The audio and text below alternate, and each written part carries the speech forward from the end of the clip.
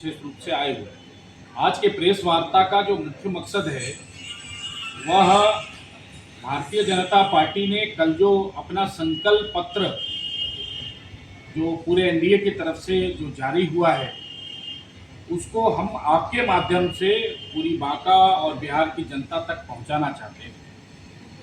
देखिए, एक तरफ जहां 20 वर्षों का बिहार है, वहीं दूसरी तरफ उसके पहले का बिहार है। एक तरफ हम बिहार में तेजस्वी प्रण का पत्र जनता के बीच में पेश किया गया, जिसमें कई झूठे वादे, कई ऐसे वादे जो कभी पूरे नहीं हो सकते, जिसको कहते हैं मुंगेरी लाल के हसीन सपने, वह दिखाने का प्रयास किया गया।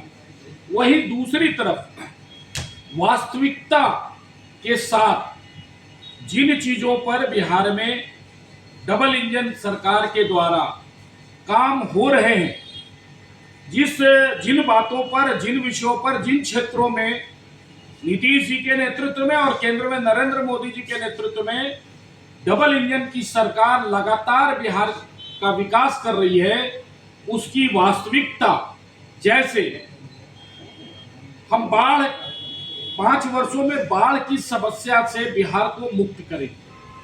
अब 11,500 करोड़ रुपए का पहले से बजट दे दिया गया। कोसी मेची परियोजना के तहत आज उस पर काम हो रहा है, काम शुरू हो गया है। उसको और हम जितना भी बजट की जरूरत पड़ेगी आने वाले समय में, 5 वर्षों में, अगर बिहार की जनता का आशीर्वाद मिलता है तो केंद्र सरकार के सहयोग से पूरी तरीके से बाढ़ मुक्त बिहार, जो आजादी के बाद से लोगों का सपना है और बिहार के विकास में सबसे बड़ा बाधक रहा है, वह पूरा करने का काम करेंगे। बिल्कुल जमीन पर जो 0 से लेकर पीजी तक जो शिक्षा की व्यवस्था मुफ्त देने की बात जो हुई है, जिससे हम 100% शिक्षित समाज, एक तरफ लोग कहते हैं कि हर घर को सरकारी नौकरी दे देंगे, जो असंभव सा है, वहीं दूसरी तरफ हमारे संकल्प पत्रों में है कि हम हर परिवार को 0 से लेकर पीजी तक हम शिक्षा की व्यवस्था मुफ्त में करेंगे। यह एक बहुत बड़ी बात है। महिलाओं के सशक्तिकरण के लिए जीविका दीदी से लेकर अन्य क्षेत्रों में हमने पूरी तरीके से जहां उनके लिए योजनाएं लाए, 10,000 रुपया के माध्यम से उनको सशक्त बनाने का प्रयास किया गया और आने वाले समय में 2 लाख के माध्यम से हम उनके और आर्थिक सुदृढ़ीकरण के क्षेत्र में काम करने वाले हैं।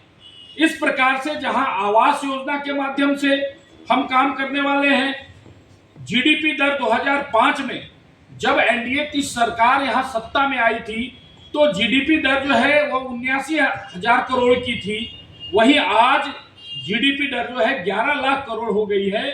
यह तब से आज की अपेक्षा 8 गुना ज्यादा है। देखिए, इसका सबसे बड़ा प्रभाव क्या है। आज ग्रामीण क्षेत्रों में जब हम जाते हैं तो देखते हैं कि ग्रामीण क्षेत्रों में जो आर्थिक उन्नति हुई है, सुदूर ग्रामीण क्षेत्रों में जो छोटे छोटे बाजार, विकसित बाजार, उसमें जो चीजें बिक रही है, एडवांस चीजें, यह जो लोगों तक, आम जनता तक जो यह उत्पाद पहुंचे हैं, यह बताता है कि पिछले 20 वर्षों में बिहार जंगल राज से मुक्त होकर विकास के राह पर किस प्रकार से निकला है। तो हम यह कहना चाहेंगे आज के प्रेस वार्ता के माध्यम से कि चाहे औद्योगिक क्षेत्र की बात हो, चाहे महिलाओं के उत्थान की बात हो, उनकी आर्थिक सुदृढ़ता की बात हो, या बिहार के युवाओं का यहाँ पर आईआईटी या इंजीनियरिंग या मेडिकल कॉलेज की बात हो, कौशल के क्षेत्र में मेगा स्किल सेंटर में काम करने की बात हो, या एग्रीकल्चर के क्षेत्र में पीएम सम्मान राशि को जिस प्रकार से बढ़ाया गया है, 6,000 से 9,000 प्रति वर्ष की बात आई है, इस प्रकार से एमएसपी में पक्की दर पर खरीद की बात हमने किया है, मछुआरों को संबल बनाने की बात की है। ये इस तरह से शिक्षा से लेकर स्वास्थ्य से लेकर हम इस अपने संकल्प पत्र में जो हमने वादा लाया है, हमें पूरा उम्मीद है कि बिहार और बिहार के लोग हमारे संकल्प पर अपना विश्वास जिस तरह से अब तक दिखाते आए हैं, उसी तरह से हमारे संकल्प को पर अपना विश्वास दिखाएंगे और आने वाले समय में अपना बहुमूल्य वोट देकर एक बार फिर से यहाँ पर एनडीए की सरकार बनाएंगे। और वो जो तेजस्वी पत्र जिसका नेतृत्व ही 420 के चार्जशीटेड द्वारा किया जा रहा है, वह 420 जिसको धोखाधड़ी कहते हैं, ऐसे संकल्प पत्र को बिहार की जनता नकारेगी और बिहार की जनता यहाँ पर जंगल राज किसी भी कीमत पर ना आए और बिहार ने जो तेज रफ्तार पकड़ा है विकास का, उसको और गति देने का काम करेगी। बहुत बहुत धन्यवाद। पत्र है बिहार प्रदेश का, भविष्य का बिहार, इसकी प्रमुख बातें, प्रमुख बिंदु हमारी पार्टी के हमारे प्रमुख साथी जो प्रवक्ता के नाते अपनी बातें रखते रहते हैं, उन्होंने रखी है। लेकिन मैं एक बात मोटे तौर पे आपको ध्यान कराना चाहता हूँ। मैं तो हरियाणा से आता हूँ और हम लोगों ने देखा है कि बिहार आज से नहीं, बिहार सदियों सदियों से ज्ञान और ध्यान की भूमि रही है। इस भूमि से पूरे देश और दुनिया के अंदर ज्ञान की रोशनी निकल करके गई। यहीं से पूरी दुनिया को ध्यान भी मिला। आज पूरी दुनिया के एक बड़े हिस्से में जिस ज्ञान और ध्यान की बात होती है, वो हमारी इसी पवित्र और पावन भूमि बिहार से गई है। ये वही बिहार है जो कभी बिरसा मुंडा के संघर्ष के नाम से जाना जाता है, कभी आजादी की लड़ाई के समय चंपारण के सत्याग्रह, चंपारण के आंदोलन और महात्मा गांधी जी के नाम से जाना जाता है। और ये वही बिहार है जिसने पूरे देश के अंदर 1975 की राजनीतिक और प्रशासनिक जो अव्यवस्थाएं इंदिरा जी के राज में पैदा हुई थी, संविधान को तार तार करने का जो काम इंदिरा जी के नेतृत्व में और पूर्व की कांग्रेसी सरकारों के दौर के अंदर हुआ था, उसके खिलाफ पूरे देश में एक राजनीतिक क्रांति का सूत्रपात अगर कहीं से हुआ था, वो इसी बिहार की धरती से आदरणीय उस समय के जननायक, जो आज भी जननायक के नाम से जाने जाते हैं, जयप्रकाश नारायण जी के नेतृत्व में हुआ था। ये वो धरती है। लेकिन दुर्भाग्य इस बिहार के हमारे नागरिकों का, जिन्होंने बाद के समय में और खास करके जनता दल जो लालू प्रसाद यादव की पार्टी है, उसके राज में लालू जी के नेतृत्व में, राबड़ी जी के नेतृत्व में जो सरकारें बिहार प्रदेश के अंदर बनी थी, उस राज के अंदर कैसे बिहार में यहाँ की जनता ने कुशासन को भुगता है। यहाँ संगठित रूप में बहन बेटियों के साथ बलात्कार, हत्या, लूटपाट, डकैती, नरसंहार, इन चीजों को यहाँ की जनता ने बर्दाश्त करने का काम किया है, भोगने का काम किया है। और साथ ही यहाँ के युवाओं, बेरोजगार युवा जो पढ़ लिख करके अपने माँ बाप के और अपने सपने पूरा करने के लिए आगे बढ़ने का प्रयास करते, उन्होंने इस दंश को झेला है। उन्होंने देखा है कि कैसे एक नौजवान की, एक बेटे की माँ, उसको नौकरी दिलाने के लिए अपने गहने उसको बेचने पड़ते हैं या रहन करने पड़ते हैं। उसके पिता को अपना या तो मकान, दुकान या अपने खेत की जमीन बेच करके उसको रोजगार प्राप्त करने के लिए प्रयास करना पड़ता है। एक तरफ इस प्रकार का बिहार देखा, दूसरी तरफ हम आज का बिहार देख रहे हैं एनडीए के शासन में, नीतीश जी के नेतृत्व में। और ये डबल इंजन की सरकार मोदी जी की, नीतीश जी की, जो एक कुशासन से सुशासन की तरफ लेकर के आए, आज हम पूर्व के बिहार की आज के बिहार से तुलना करते हैं तो ना यहाँ सड़कें बड़े कस्बों को, शहरों को, डिस्ट्रिक्ट हेडक्वार्टर को जोड़ने के लिए अच्छी सड़कें नहीं होती, क्या चमचमाती आज 60 मीटर की, 10 मीटर की और 4 लेन सड़कें दिखाई देती। आज गांव देहात पूरी तरह से सड़कों से जुड़ा दिखाई देता है।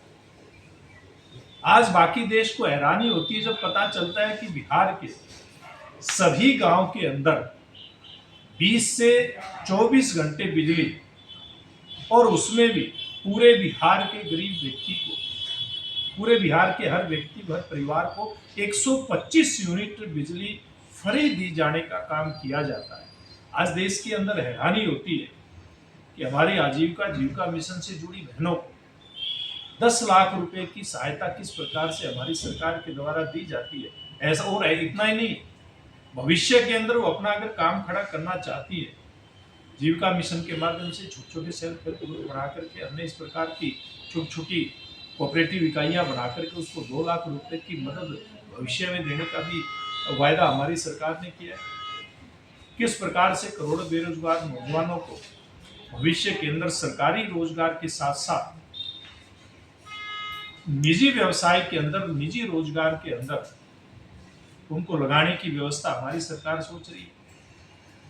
और एक बड़ी गजब की बात मैं बिहार में देखता हूँ, हमारा चुनाव घोषणा पत्र जब जारी होता है तो उसके बिंदु के अंदर मुख्यतः युवा, महिला, किसान, गरीब, SC, ST, OBC, इनको मुख्य धारा में लेकर के आने का, कि इस प्रकार का रोड मैप रखा जाता है, जिसकी चर्चा मेरे से पहले हमारे मनीष जी ने की है।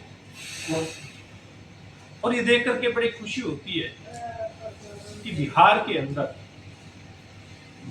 जो देश के प्रधानमंत्री नरेंद्र मोदी जी ने देश में 6,000 रुपए हर साल किसान को मदद देने का काम शुरू किया था, वो यहाँ बढ़ा करके 9,000 रुपए हर साल किया जा रहा है।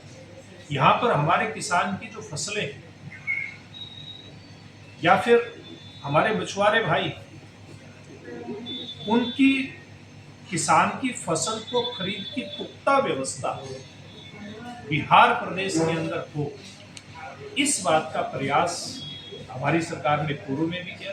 भविष्य में इसके और सुदृढ़ीकरण के लिए हमारी सरकार ने वायदा किया है। बेरोजगार नौजवान की जैसे मैंने बात की है, उसको सरकारी नौकरी देकर के भी उसको मजबूती प्रदान करना, और निजी क्षेत्र में भी उसके लिए व्यवसाय के रास्ते खुलना, इस बात का प्रयास, महिला सशक्तिकरण का प्रयास। तो ये सारा जो एक बदलाव है, ये उस ज्ञान और ध्यान की धरती बिहार को जो कुशासन में बदलने का काम लालू जी के राज में हुआ था, उसको पूरी तरह से बदलने का जो प्रयास एनडीए की सरकार में शुरू हुआ था, इसको भविष्य में हम लोग और आगे बढ़ाने का काम करें। इस प्रकार के वायदे हमारे प्रदेश के नेतृत्व में, चाहे वो भारतीय जनता पार्टी या एनडीए या हमारे सभी घटक दलों मिलकर के किए। मैं निश्चित रूप से कह सकता हूँ कि भारतीय जनता पार्टी जो कहती है वो करती है। देश के अंदर भी मोदी जी के नेतृत्व में जो कहा वो किया, और बिहार में भी हम जो कह रहे हैं वो 100% हम लोग करके दिखाएंगे। यही बात आज मुख्य रूप से आप लोगों के बीच में हमने कही है।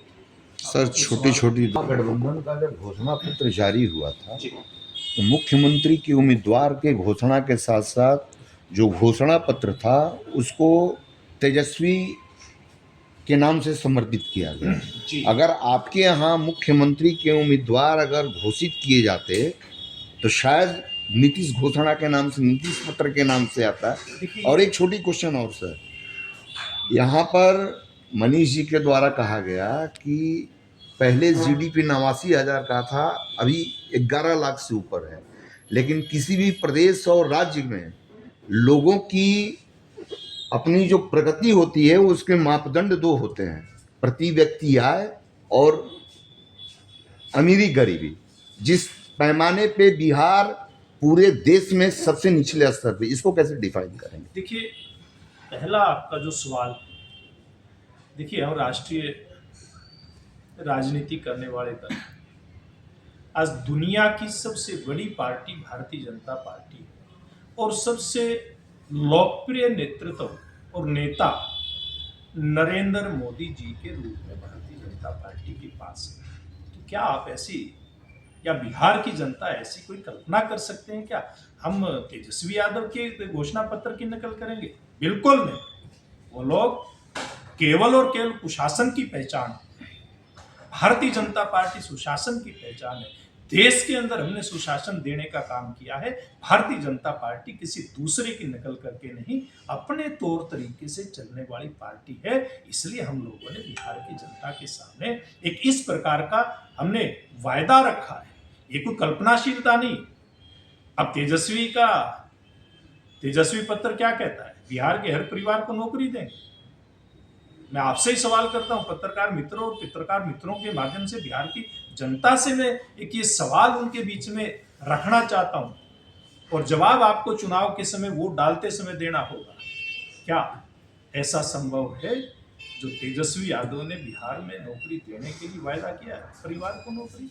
आप अपने प्रदेश की अर्थव्यवस्था का अगर आकलन करेंगे तो आपको पता चलेगा कि आपके पास कितना ताकत है, कितना आपके पास अर्थव्यवस्था है।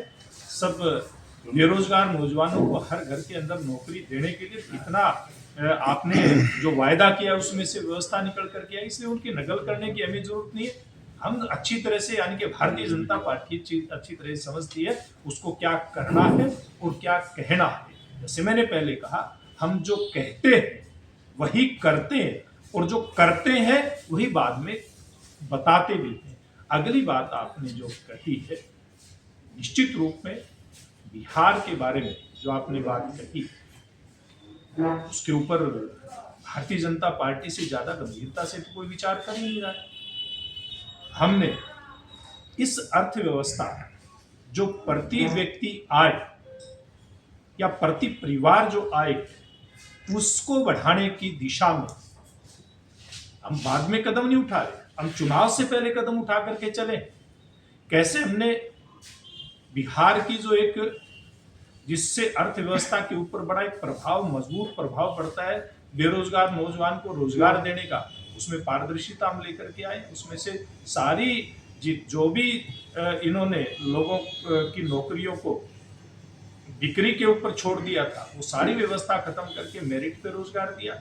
10-10 हजार रुपए जो कामकाजी महिलाएं हैं, जीविका मिशन से जुड़ी हमारी बहनें हैं, सेल्फ हेल्प ग्रुप से जुड़ी बहनें हैं, उनको आर्थिक रूप से मजबूत बनाने के लिए 10,000 रुपए पहले से दे दी गए हैं।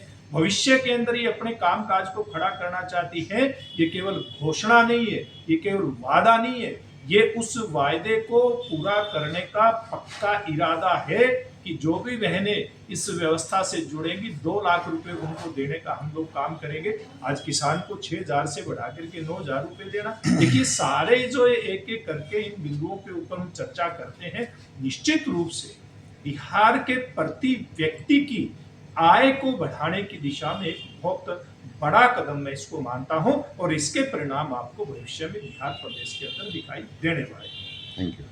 2.5 करोड़ लोग गरीबी रेखा से बाहर आए, उसके पीछे भी तो कोई वजह रहा।